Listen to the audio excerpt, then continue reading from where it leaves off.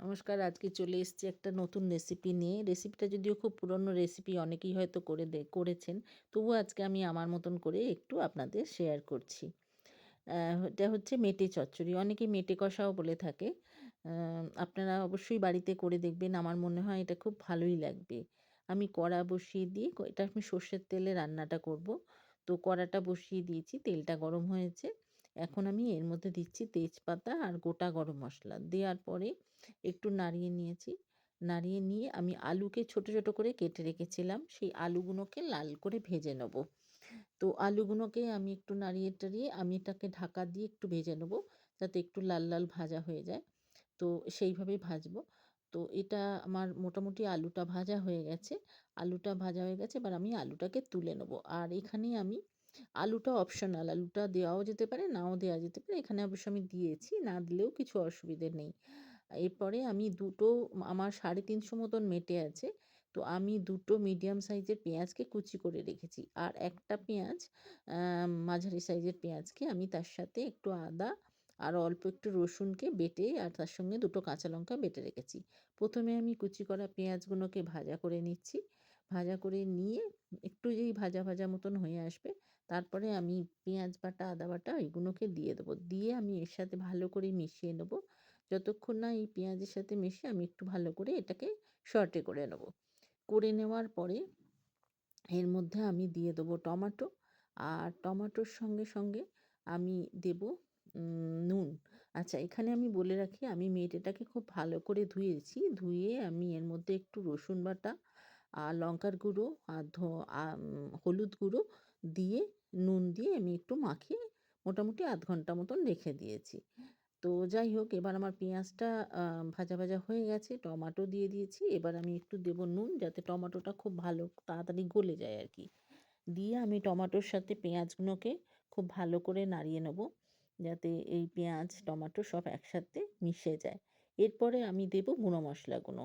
হলুদ গুঁড়ো, লঙ্কা গুঁড়ো আর জিরে গুঁড়ো।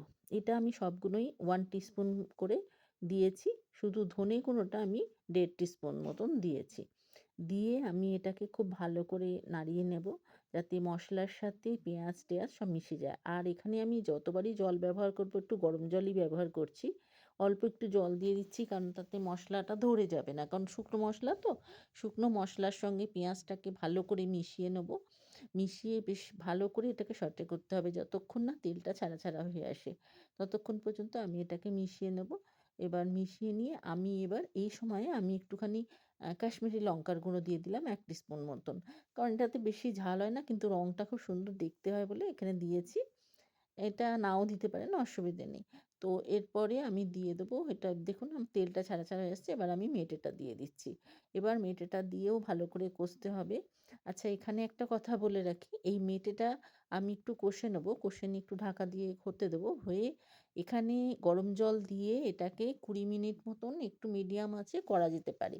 তো আমি এখানে তাড়াতাড়ি হবে বলে আমি এটাকে প্রেশারে দিয়ে দিচ্ছি। প্রেশারে হাইতে ১ টা সিটি আর একটু লো করে ২ সিটি দিয়ে যতক্ষণ না প্রেশারটা মানে ক্লিয়ার হচ্ছে, ততক্ষণ পর্যন্ত এটাকে না খুলে, তারপরে খুলে এটাকে দিলেই মোটামুটি মেটেটা গলে যাবে।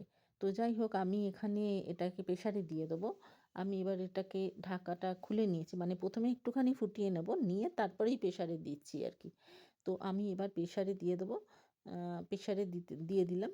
আচ্ছা, এদিকে আমার প্রেশারে যখন দিয়েছি, আর এইদিকে আমি কড়াতে ঘি দিয়ে দিয়েছি একটু। ঘি দিয়ে ঘিটা গরম হলে আমার যে আলু ভাজাটা করা আছে, সেই আলু ভাজাটাকে মিশিয়ে নেব। ভালো করে মেশানো হয়ে গেলে আমি এই যে প্রেশারে মেটেটা সেদ্ধ করেছি, সেটাকে আমি এবার এর মধ্যে ঢেলে দেবো। দিয়ে এটাকে এর সাথে ভালো করে মিশিয়ে নেব। মিশিয়ে নিয়ে একটু ফুটতে দেবো। দিলে এই সময় দিয়ে দেবো চেরা ২ কাঁচা লঙ্কা। ঝালটা যে যার নিজের ইচ্ছে মতন দেবেন। আ আর দিয়ে দেবো একটু ধনেপাতা। আর তার সঙ্গে ঘি তো দেওয়াই আছে, আর দিয়ে দেবো একটু গরম মসলা। দিলেই মোটামুটি আমার আজকের মেটে চচ্চড়ি কমপ্লিট। আশা করি আপনারা বাড়িতে সকলেই করবেন। যদি ভালো লাগে, লাইক, শেয়ার অবশ্যই করে দেবেন। আর আজকে তাহলে এই পর্যন্তই। আবার দেখা হবে পরের রেসিপিতে। সবাই খুব ভালো থাকবেন, সুস্থ থাকবেন। নমস্কার।